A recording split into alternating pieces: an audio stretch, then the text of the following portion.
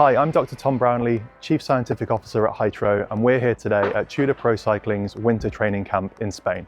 We're here today to unpack our recent research project with the team, where we were looking at how using Hytro as part of their recovery strategy could improve their performance.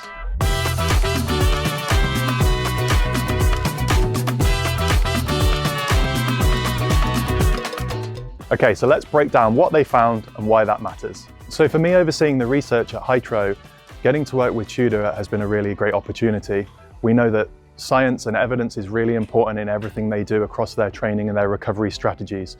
So we knew that when we looked to do the research project, it was going to be done in a really thorough, rigorous way, which was so important for us. So we know that there's already loads of laboratory-based BFR research. What's really exciting and important to us is getting to work with partners in the field, testing BFR in real-world settings.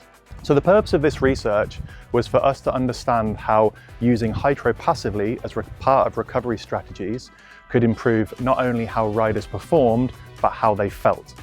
And the reason that that's particularly important is especially during periods of congested training, feeling better allows you to work harder during subsequent efforts. The real positive of this research was that we were able to incorporate BFR into the recovery strategy in a really easy, non-invasive way. The way that looked was after training, when riders were on the bus, when they were traveling between wherever they were going, they would use the BFR for a relatively short period and they didn't have to do anything else at all. They were literally just sitting on the bus. So what we specifically measured through this research was we split our data into subjective and objective data. The subjective data, we asked the riders how they felt across a number of metrics, such as effort, and we also measured their fatigue through a cycling test. This was really beneficial because it gave us some numbers that we could specifically look at for their cycling data, and it also gave us a good understanding of how they felt, which is really, really important.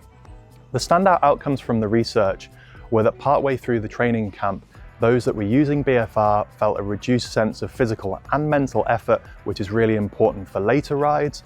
And also when we measured their fatigue, that was improved in the group that had used BFR. So the on-bike payoff from the using BFR could be huge.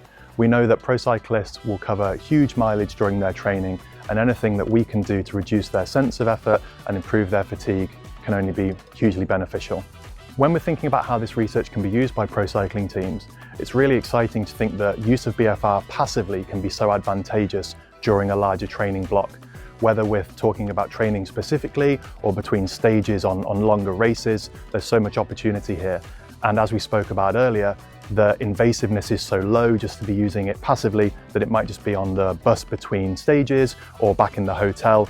So it's really high benefit to cost. It's been really exciting to continue our research with pro cycling and specifically working with Tudor, where the science is so important to everything they do on the bike.